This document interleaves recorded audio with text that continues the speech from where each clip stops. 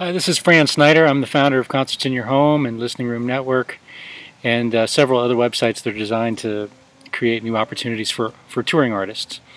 You're watching this video most likely because you just joined our site, and I want to give you an overview of sort of where we've been, where all this comes from, and the role that we hope it'll play in your touring plans. In 2006, I started Concerts in Your Home because I'm a touring artist and I had fallen in love with playing these shows, and I couldn't find a good resource online to help not just artists find people that host shows, but to inspire new people to get involved in this process and to create sort of a community out of sort of what was happening all over the place, and to bring some order and to encourage some of the best practices. You know, we had heard about some house concerts just kind of going a little over the top and not observing the fact that, you know, house concerts need to be private events in order to be legal. So, at least in most locations. So we felt there was, you know, it was not just something important in terms of putting more opportunities in front of artists, but also making sure that we sort of protect this beautiful thing that's growing that is literally creating a new touring infrastructure that is desperately needed. So that was Concerts in Your Home, and we did that. We have been doing that for many years now, and but shortly after starting, we realized that, you know, 80 to 90% of house concerts were happening on weekends, and if you're an artist who loves to play house concerts, it's really challenging out there when you're trying to string dates together, trying to find someplace to play on a Tuesday or Wednesday. And if you've played a house concert recently, you know that most cafe gigs just don't quite compare. So it can be a real drag, and regardless of how the gig goes, you still have to go find a place to stay. And that's one of the opportunities that we saw that needed to be pursued. So we created a smaller house concert format, actually a couple of them. Came up with dinner and song and dessert and song, and we've even had a few breakfasts and songs now. So the idea is that to get people interested in doing something on a weeknight, you've got to make it less intimidating. A lot of people, especially if they're new to house concerts or whatever, they've heard of house concerts, a lot of people get the impression that these things have to be large and they have to be in a mansion, and you have to have 30 to 40 or 50 people. Well, we know as touring artists that things can get pretty challenging out there, especially when you're playing in an area where you don't have much of a fan base. And dinner and song, dessert and song, is a way for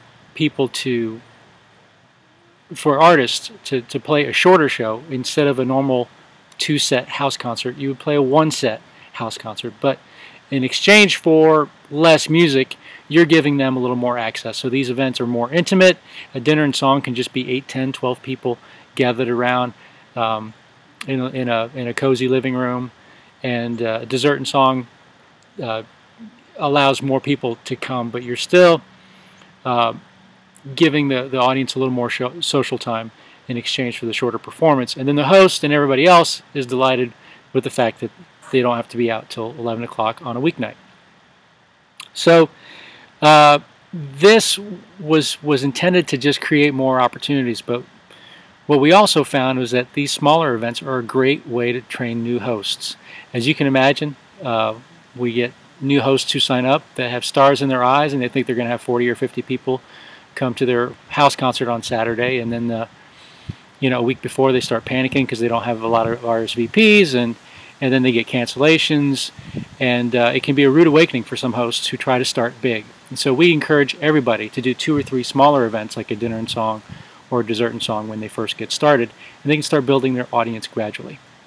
And as an artist on our site, we hope you'll encourage that kind of thing, and we hope you'll see beyond the smaller numbers, at least initially, but look at it in terms of, you know, this is a great way to train new people, to get people to fall in love with house concerts, let them develop their audience, and then as they grow, some will and some won't, but the ones that grow, who are they going to want back when they do a larger event? They're going to want the people that came and played the dinner and song. So there's so much upside on so many levels that we really want you to embrace the whole dinner and song, dessert and song sort of philosophy that we're sort of developing. We're encouraging all house concerts that they don't have to be huge to be meaningful, and then the ones that do get large will do that sort of organically on their own without having to compromise the ethics of house concerts and, you know, putting flyers up all over town and things like that, where you're gonna have strange people walking into your house.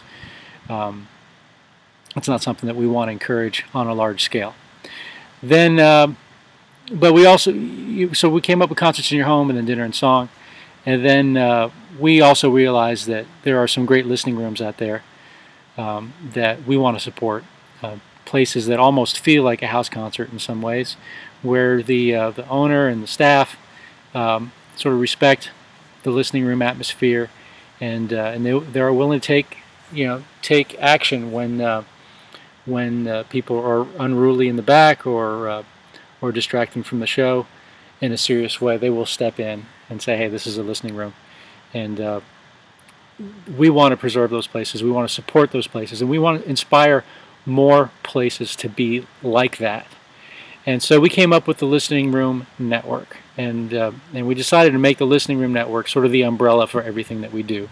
Obviously, a house concert is a listening room.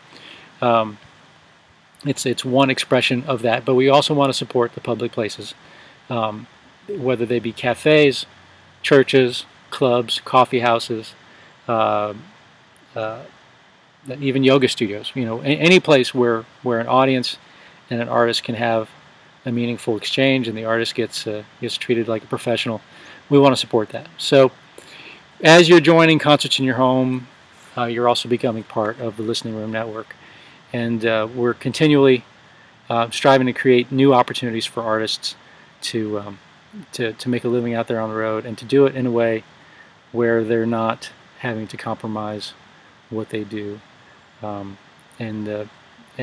beyond all that, we also want to create an audience, to grow the audience for these kinds of events, and that's why we call this we call Listening Room Network the Live Music Tribe, and we want to bring in people that feel like they've found their family when they go to a house concert, when they go to have an experience like that, and they're just blown away with it. We want them to feel that there's a network of places like this that they can visit when they travel, that they can explore in their area, and that they can support with their attendance and with their dollars. So I think that's a pretty good intro to what we're doing. I hope you'll explore all that we have, and we really want you to see this as more than a database of people, whether it be hosts or artists, but we want you to see this as a community. And we also want you to understand that this website and this community is leverage for you to inspire your own fans to get involved in your career by hosting shows. Almost all the successful artists on Concerts in Your Home will tell you that they have as much success by using our site to inspire their own fans as they do by reaching out to the existing hosts on the site. So make sure you're using the site fully, and don't just look at it as a database to mine every month or every other month, but something you can participate in, give feedback, and we're glad to have you. So thanks. I look forward to chatting with you. If you have any questions, welcome aboard. Thanks.